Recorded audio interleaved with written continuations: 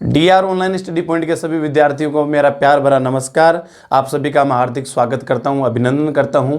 और मित्रों, साथ एक निवेदन करना चाहता हूं, अभी तक आपने अपने इस यूट्यूब चैनल को यदि सब्सक्राइब नहीं किया है तो सब्सक्राइब करना ना भूलें। साथ ही बेल आइकन का निशान भी दबा दें ताकि भविष्य में आने वाले वीडियोज़ की आपको सूचना मिलती रहे। और आइए मित्रों, जिस प्रकार अपन क्रम से मेवाड़ का इतिहास पढ़ रहे थे उसी सूची में आज मेवाड़ के इतिहास में पढ़ते हैं। कल तक अपन ने जगत सिंह तक का पढ़ लिया था, आज महाराणा राज सिंह को पढ़ते हैं, जिन्होंने 1652 से लेकर 1680 तक 28 साल मेवाड़ पर राज किया। और इनका जो राजकीय काल है वो मेवाड़ के इतिहास में बहुत ही महत्वपूर्ण है। इन्हें जिस उपाधि से नवाजा गया, जिस उपाधि से जाना जाता है, इनकी जो उपाधि थी वो थी विजय कटकातु। मेवाड़ के किस शासक को विजय कटकातु की उपाधि से नवाजा गया? तो याद रखना, महाराणा राज सिंह। मेवाड़ के शासक महाराणा राज सिंह की उपाधि क्या? विजय कटकातु। और मेवाड़ के महाराणा राज सिंह दो मुगल बादशाहों के समकालीन रहे, शाहजहां और औरंगजेब के समकालीन। अब शाहजहां ने जब महाराणा राज सिंह शासक बने मेवाड़ के, तो इन्होंने 5000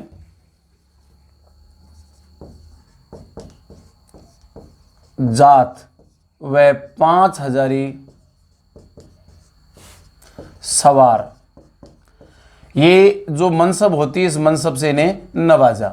और औरंगजेब जब शासक बने, औरंगजेब ने भी इन्हें, इनकी जो मनसबदारी थी वो बढ़ा करके 6000 जात, 6000 जात व 6000 सवार की, ये मनसब इन्हें प्रदान की थी औरंगजेब ने 6000 वाली। और 5000 जात और 5000 जो सवार की मनसब है, ये इन्हें शाहजहां ने नवाजी थी। और ये इन दोनों के समकालीन रहे। हालांकि इनका जो लंबा जो समय रहा वो औरंगजेब के समय रहा। आइए एक एक बिंदु को, महत्वपूर्ण जो जानकारी है उनको जानते हैं। मेवाड़ के महाराणा राज सिंह ने 1652 से 1680 तक मेवाड़ पर राज किया। इनकी उपाधि है विजय कटकातु। और इन्होंने अपने शासनकाल में मेवाड़ में राजसमंद झील का निर्माण कराया, जो राजसमंद झील है। साथ भी अगर ये पूछा जा सके कि ये राजसमंद झील किस नदी के प्रवाह को रोककर बनाई गई, तो याद रखना, ये गोमती नदी के प्रवाह को रोककर, गोमती नदी के जल को रोककर ये राजसमंद झील बनाई गई, जो राजसमंद जिले में है। इसका जो उत्तरी तट है, उत्तरी किनारा है, उत्तरी छोर है, बहुत महत्वपूर्ण है। इसे नौ चौकी की पाल कहते हैं, जो बड़ी रमणीय है। नौ चौकी की पाल राजसमंद झील के उत्तरी तट को कहते हैं। इसी के ऊपर राज प्रशस्ति ग्रंथ उत्कीर्ण है, जो पत्थर के ऊपर उकेरा गया बाकायदा। ये उत्कीर्ण है मतलब पत्थर के ऊपर है। राज प्रशस्ति ग्रंथ कौन से तट पर है? नौचौकी की पाल। नौचौकी की पाल कौन सी झील की? राजसमंद झील की। राजसमंद झील की कौन से किनारे पर राज प्रशस्ति ग्रंथ उत्कीर्ण है? तो बताना, नौचौकी की पाल पर। ये जो राज प्रशस्ति ग्रंथ है ये संस्कृत भाषा में लिखा गया है। इसके लेखक है रणछोड़ भट्ट। और रणछोड़ भट्ट ने जो ये प्रशस्ति लिखी है, राज प्रशस्ति, ये एशिया की सबसे बड़ी प्रशस्ति है। यदि प्रश्न आया अपना कि एशिया की सबसे बड़ी प्रशस्तिकार कौन है, तो एशिया की सबसे बड़ी प्रशस्तिकार है रणछोड़ भट्ट। एशिया की सबसे बड़ी प्रशस्ति कौन सी है? राज प्रशस्ति। और इसमें मेवाड़ का इतिहास लिखा है बप्पा रावल से लेकर महाराणा राज सिंह तक का। और इसी राजसमंद झील की यदि अपन बात करें तो इसी झील के किनारे घेवर माता का मंदिर भी है। घेवर माता का मंदिर किस झील के किनारे है साहब? घेवर माता का झील है वो राजसमंद झील के किनारे है। और ये घेवर माता ऐसी विशिष्ट सती माता है जो बिना पति के अकेली सती हुई। तो बिना पति के अकेली सती होने वाली एकमात्र जो सती माता है उसका मंदिर कहां पर है? राजसमंद झील के किनारे। साहब वो सती माता कौन है? वो है साहब घेवर माता। जैसे रानी सती है, नारायणी माता है, उसी प्रकार सतियों में एक देवी है घेवर माता। इनका मंदिर राजसमंद झील के किनारे है, जो बिना पति के अकेले ही सती हो गई थी। और ये क्यों सती हुई, किस प्रकार हुई, कभी स्पेशल अपन राजस्थान की प्रेम कथाएं पढ़ेंगे, उसमें अपन इसके बारे में विस्तार से चर्चा करेंगे। आइए तो मित्रों आगामी जानकारी हासिल करते हैं। हाँ, तो इस प्रकार मित्रों महाराणा राज सिंह है वो दो मुगल बादशाहों के समकालीन रहे, शाहजहां और औरंगजेब। लेकिन शाहजहां के समय उन्होंने 6 साल राज किया, जिसकी केवल मात्र एक घटना है कि जो इनके पिता जगत सिंह ने चित्तौड़गढ़ किले की जो निर्माण कार्य प्रारंभ करवा दिया था, उसकी मरम्मत प्रारंभ करवा दी थी। क्योंकि जो मेवाड़ मुगल संधि हुई थी उसमें एक ये शर्त भी थी कि चित्तौड़ मेवाड़ को सौंप दिया जाएगा, लेकिन चित्तौड़ के शासक उसकी मरम्मत नहीं करवा पाएंगे। इनके पिता जगत सिंह ने उसकी मरम्मत प्रारंभ करवा दी।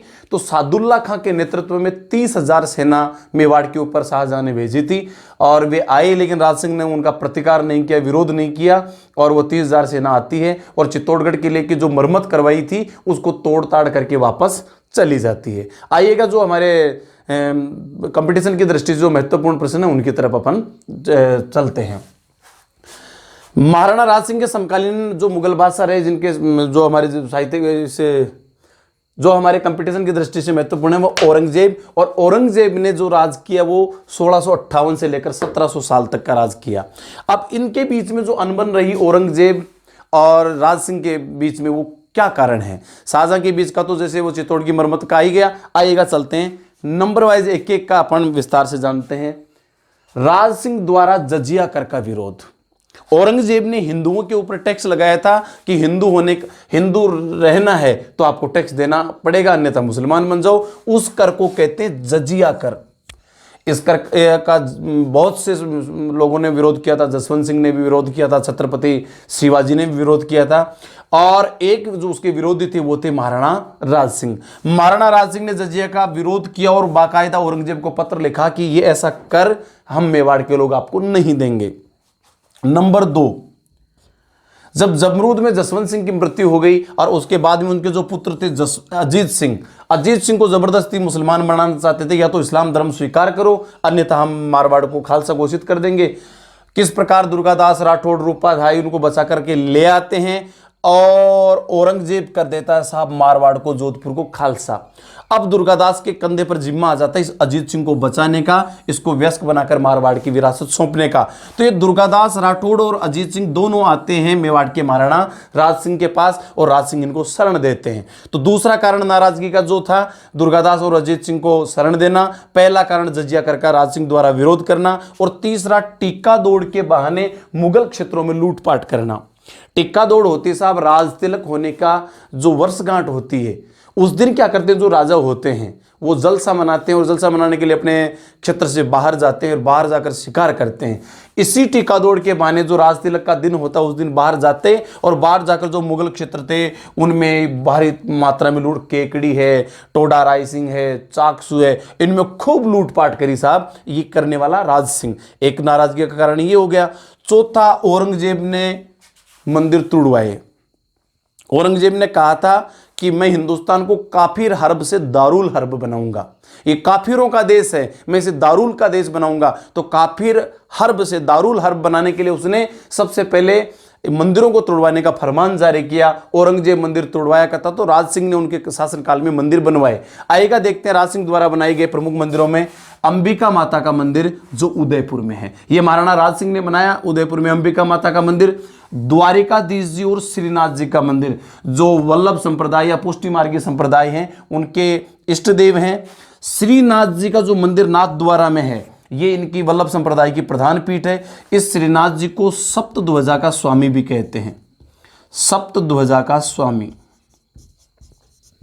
सप्तध्वजा का स्वामी किसे कहा जाता है? श्रीनाथ जी को। और इन्हीं श्रीनाथ जी को एक विट्ठल नाथ जी के नाम से भी जाना जाता है।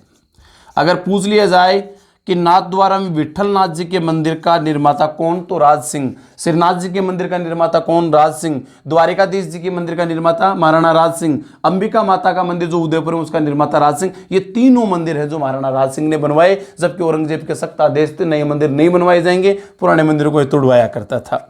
श्रीनाथ जी को सप्तध्वजा का स्वामी और विट्ठलनाथ जी के नाम से भी जाना जाता है, जो वल्लभ संप्रदाय या पुष्टि मार्गी संप्रदाय की प्रधान पीठ है। और इसी की एक सहायक पीठ है द्वारिकाधीश जी का मंदिर, ये भी पुष्टि मार्गी संप्रदाय से संबंधित है, जो कांकरोली राजसमंद में। नाथ द्वारा भी राजसमंद में, तो द्वारिकाधीश जी का मंदिर राजसमंद में कांकरोली में, तो श्रीनाथ जी का मंदिर राजसमंद में नाथ द्वारा में है। इन मंदिरों का निर्माण करवाया। और जब द्वारिकाधीश जी और श्रीनाथ जी के मंदिर तो थे ही ब्रज में, गोवर्धन से दामोदर स्वामी और गोविंद स्वामी जब ये मूर्तियां लेके आए, हालांकि राजस्थान के कई राजाओं के पास गए थे, जब औरंगजेब की सेना मंदिरों को तोड़ने आई, पुजारियों ने इन मूर्तियों को उठाया कि मंदिरों के जो दीवारें तोड़े तो तोड़ो, भगवान को तो बचाओ। मूर्ति लेके कई राजाओं के पास गए, किसी ने शरण नहीं दी। आखिर शरण देता है मेवाड़ का शासक महाराणा राज सिंह। और राज सिंह ने कहा था कि मैं श्रीनाथ जी की मूर्ति का बाल भी बांका नहीं होने दूंगा, भले ही मुझे हजारों हिंदुओं की गर्दन कटानी पड़े। ऐसा जब रवैया राज सिंह ने अपनाया तो औरंगजेब के नाराज होने का एक सबसे बड़ा कारण यह भी था, क्योंकि औरंगजेब से ज्यादा धर्मांध शासक कोई भी नहीं हुआ है। और एक कारण था साहब रूपनगढ़ की राजकुमारी चारुमती। जो किशनगढ़ रियासत थी उसकी राजधानी रूपनगढ़ थी, और इस रूपनगढ़ की एक बहुत ही सुंदर राजकुमारी जिसका नाम था चारुमती। जैसा नाम वैसा काम, बेहद सुंदरी। और इस चारुमती के ऊपर नजर पड़ गई औरंगजेब की।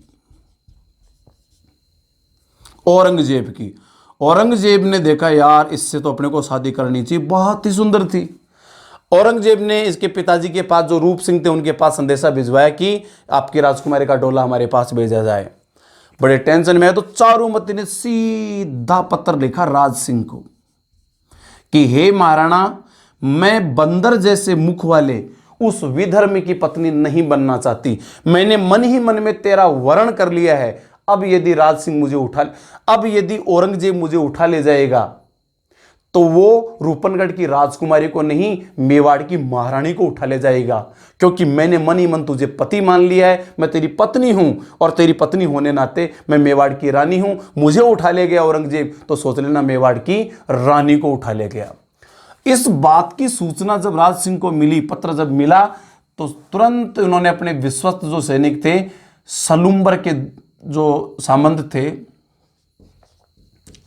जिनका नाम था रत्न सिंह के पास संदेशा भेजा कि तुरंत सेना लेकर के हाजिर हो जाओ, हमें चारुमती को लेने जाना है। और रत्न सिंह की उसके एक ही दिन पहले शादी हुई थी सलह कंवर के साथ।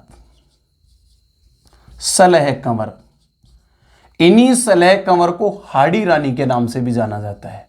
बूंदी की थी, बूंदी पर हाड़ाओं का शासन है, हाड़ाओं की बेटी थी।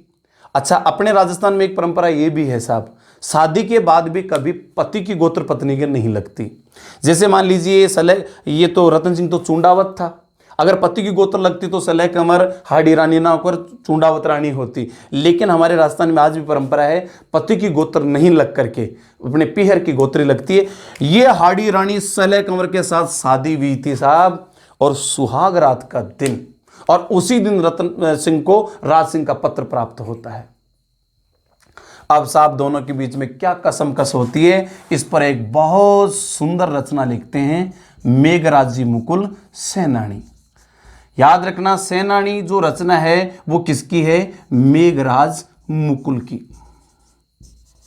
मेघराज मुकुल ने जो सेनानी रचना लिखी है वो इस घटनाक्रम पर लिखी है, किस प्रकार सलह कंवर इस मातृभूमि के लिए, एक नारी का नारी के लिए त्याग, एक नारी त्याग करती है इसलिए कि एक नारी की रक्षा हो सके, किसकी? चारुमती की। ऐसा उदाहरण शायद ढूंढने को कहीं नहीं मिलेगा।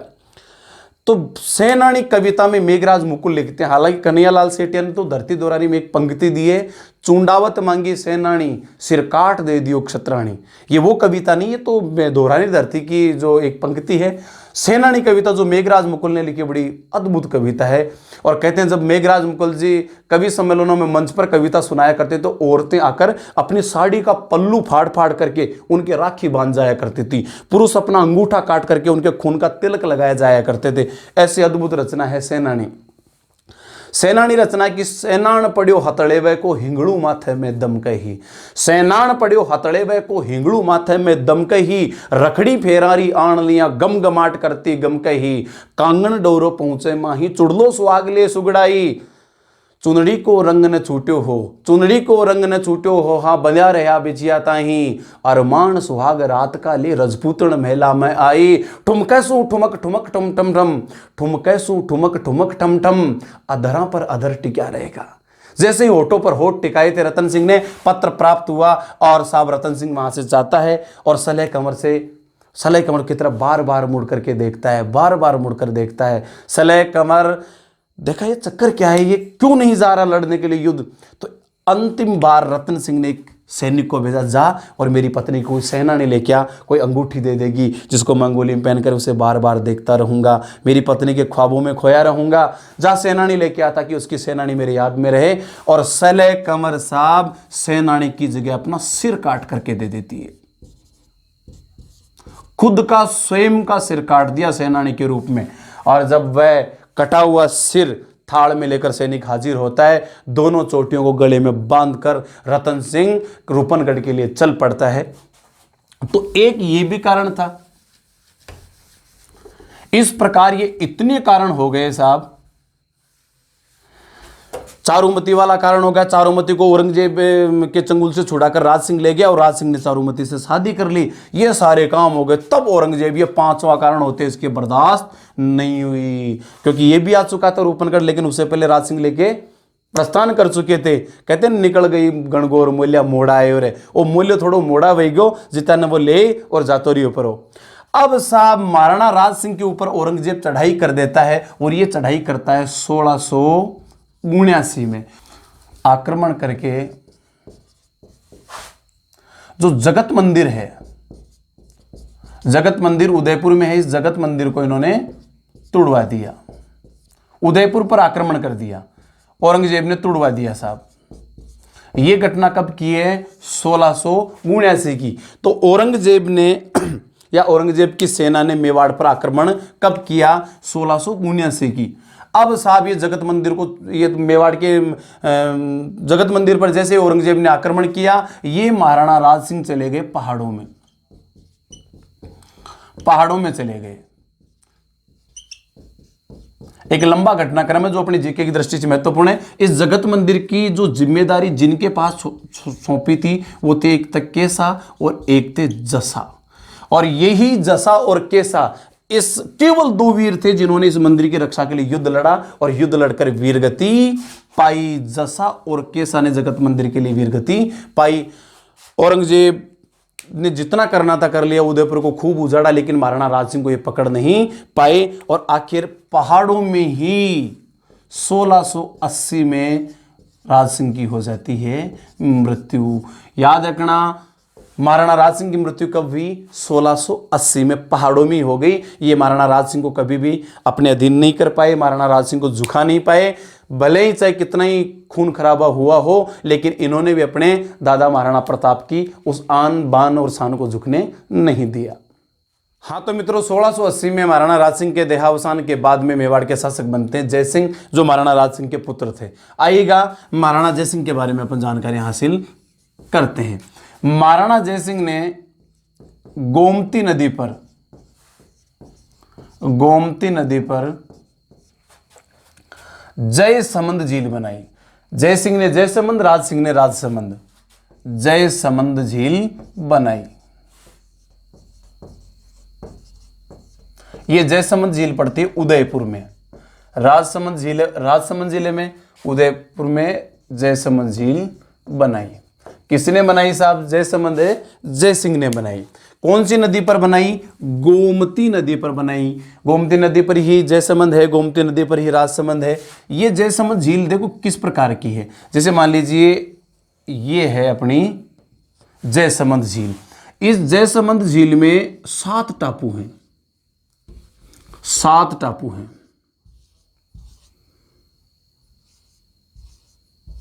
ऐसे 7 टापू हैं। बीच में ऊपर उभरे हुए पहाड़ हैं, पर्वत हैं, बाकी चारों तरफ पानी है। इनमें जो सबसे बड़ा जो टापू है इसका नाम है बाबा का मगरा। बाबा का मगरा, मगरा छोटे पहाड़ को कहते हैं, और यह है साहब सबसे बड़ा टापू। बहुत बार आया है यह प्रश्न, सबसे बड़ा टापू। जयसमंद झील के सबसे बड़े टापू का नाम क्या है साहब? बाबा का मगरा। तो यह भी पूछ सकते हैं जो सबसे छोटा है वो कौन सा है? जो सबसे छोटा है उसका नाम है प्यारी, लवली, चार्मिंग, माइंड ब्लोइंग। यानी कि ध्यान रखना, इस जो जयसमंद झील है, इस जयसमंद झील में कुल 7 टापू हैं। सबसे बड़े टापू का नाम है बाबा का मगरा और सबसे छोटे टापू का नाम है प्यारी। लिख के देते हैं कुल मिलाकर कितने टापू हैं इसके बीच, जयसमंद झील के बीच 7 टापू हैं। 7 में से सबसे बड़ा बाबा का मगरा, सबसे छोटा है जो प्यारी। ये झील किस पानी को रोक करके? गोमती नदी के पानी को रोक करके बनाई गई है। यदि पूछ लिया जाए इस जयसमंद झील का पुराना नाम क्या है, दूसरा नाम क्या है, तो इसका पुराना नाम या दूसरा नाम जो है वो है ढेबर।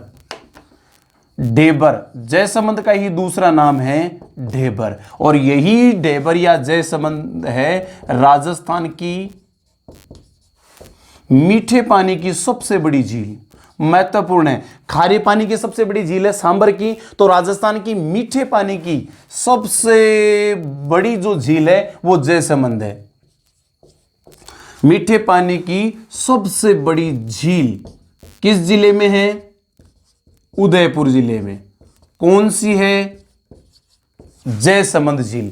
मीठे पानी की सबसे बड़ी झील जयसमंद और खारे पानी की सबसे बड़ी झील है वो है सांबर।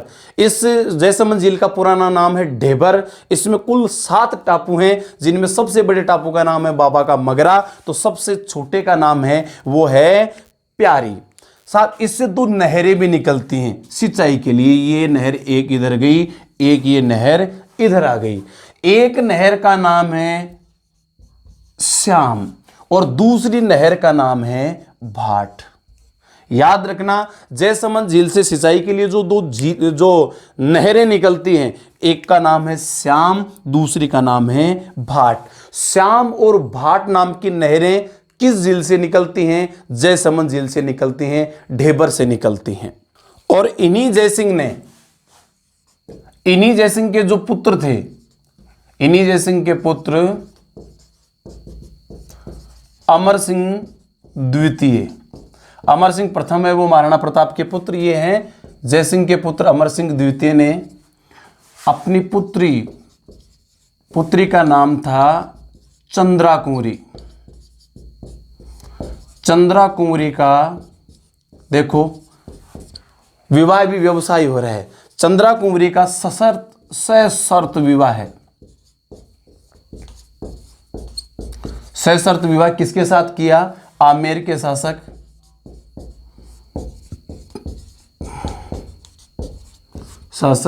जय सिंह, या यूं कह सकते हैं सवाई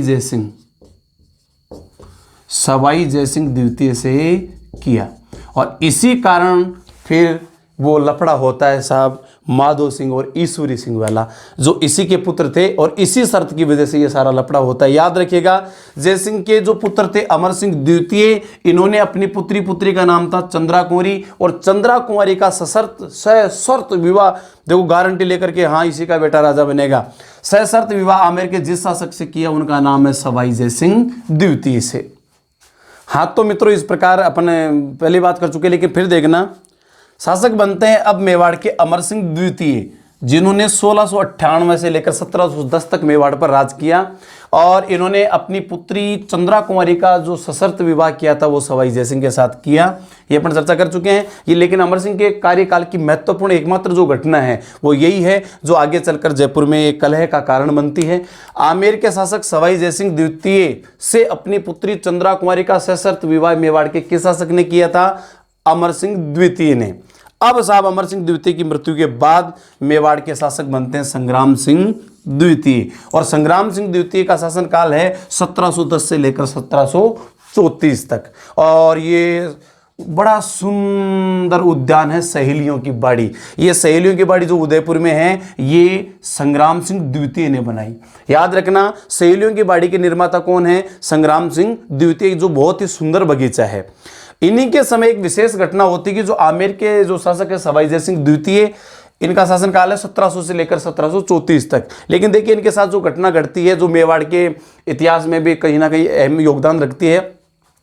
सवाई जयसिंह और मराठों के बीच युद्ध होता है साहब 1733 में, जिसे मंदसौर का युद्ध के नाम से जाना जाता है। ये मंदसौर एक जगह है, शहर है, बड़ा जिला मुख्यालय है, जो मध्य प्रदेश में पड़ता है। तो यहाँ मंदसौर में सवाई जयसिंह द्वितीय और मराठों के बीच युद्ध हुआ, क्योंकि राजस्थान में जितनी लूटपाट मराठों ने और पिंडारियों ने की, शायद किसी ने नहीं की। बुरी तरीके से दुखी कर लिया था। आखिर में जयसिंह और मराठों के बीच मंदसौर में युद्ध होता है, और ये युद्ध होता है 1733 में। इसे मंदसौर का युद्ध के नाम से जाना जाता है, और इसमें मराठों से पराजित हो जाता है कौन? सवाई जयसिंह। मराठे जीत जाते हैं। आखिर में दुखी होकर के सवाई जयसिंह ने देखा यार क्या करें, क्यों नहीं राजस्थान के राजपूताने के सारे राजा एक होकर के इन मराठों का मुकाबला किया जाए। और इसीलिए इसने एक योजना बनाई कि मराठों के विरुद्ध राजपूताना के सभी राजा एक हो जाएं, ताकि इनको हम यहां से भगाएं।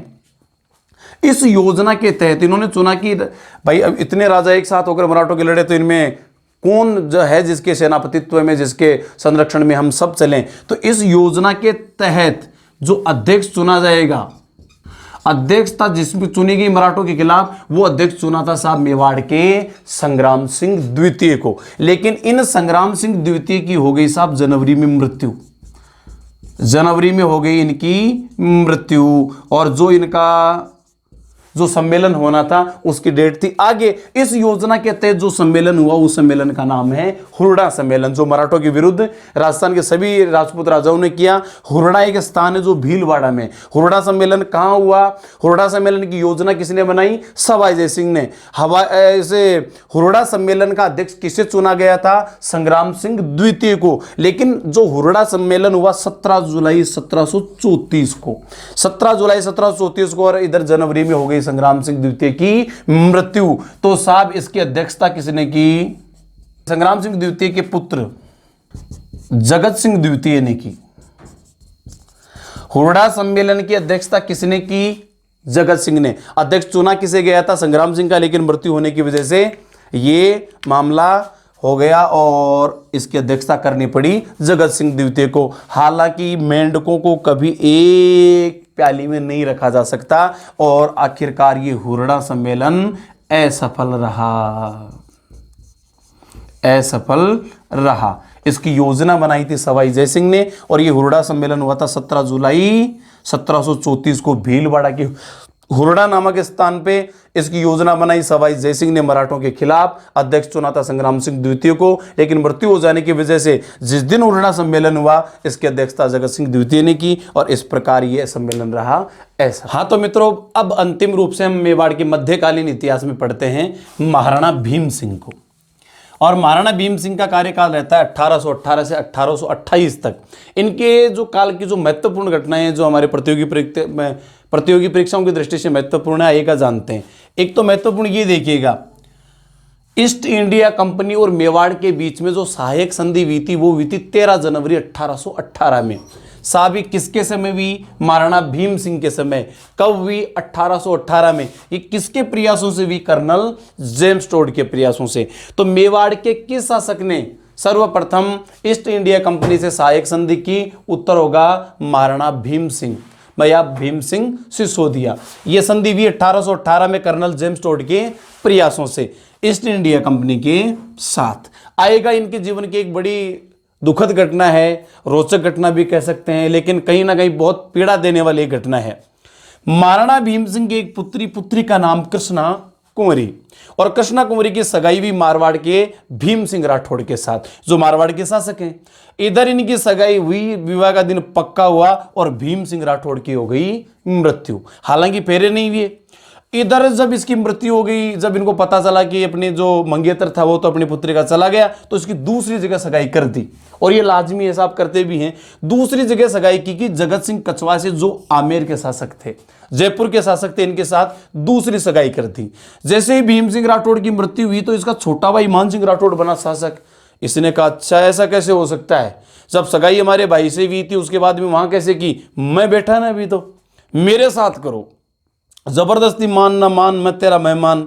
और इधर सगाई जगत सिंह से पक्की और मान सिंह कह रहा है साहब शादी मैं करूं। तो मान सिंह कर देता है आक्रमण और मान सिंह और जगत सिंह कछवा के बीच में होता है इस राजकुमारी के चक्कर में विवाह, जिसे कहते गिंगोली का युद्ध। और यह गिंगोली का युद्ध हुआ 1807 में परबतसर नागौर में। याद रखना, मेवाड़ की कृष्णा कुमारी के चक्कर में मान सिंह राठौड़ और जयपुर के जगत सिंह कछवा के बीच जो युद्ध हुआ उसका नाम है गिंगोली का युद्ध, जो परबतसर नागौर में 1807 में हुआ था। अब साहब ये युद्ध हुआ, इधर निर्णायक सा रहा क्योंकि एक बड़ा दुष्ट आदमी, ये अमीर खां पिंडारी, जिसने 1718 में टोंक नगर की स्थापना की थी और ये बुरी तरीके से इसने सबको दुखी कर लिया था, तब जाकर टोंक इसको देनी पड़ी। अमीर खां पिंडारी एक पेशेवर लड़ाका था। जैसे जयपुर वालों ने बुलाया कि हम आपको 50 लाख रुपए देंगे, आप हमारे पक्ष में लड़ाई कीजिए। युद्ध के मैदान में जगत सिंह के पक्ष में चला गया और उधर मान सिंह ने कह दिया वो 50 लाख रुपए देने में 60 लाख दूंगा, तो ये उसके पक्ष में लड़ जाता था। इस प्रकार से पूरी तरीके से राजस्थान को खूब लूटा, आखिर में दुखी होकर के इसको टोंक देना पड़ा और इसने टोंक बसाया था वो 1718 में। ध्यान दीजिएगा, गिंगोली के युद्ध के लिए आर पार सेना जगत सिंह कछवा और मान सिंह की खड़ी है परबतसर नागौर में, जो 1718 में होता है। आखिर में मेवाड़ राड वालों को ये अमीर खां पिंडारी कहता है कि राड की जड़ ये है, और ये दुष्ट अमीर खां पिंडारी इस कृष्णा कुंवरी को जहर देता है ताकि इनके बीच में जो चली राड है वो मिट जाए और कृष्णा कुंवरी की हो जाती है मृत्यु। इस प्रकार मित्रों ये हुआ मेवाड़ का मध्यकालीन इतिहास पूरा। आधुनिक इतिहास में अपन 1857 की क्रांतिकार अन्य जो जानकारियां हैं आधुनिक इतिहास के संदर्भ में पढ़ेंगे। धन्यवाद, नमस्कार।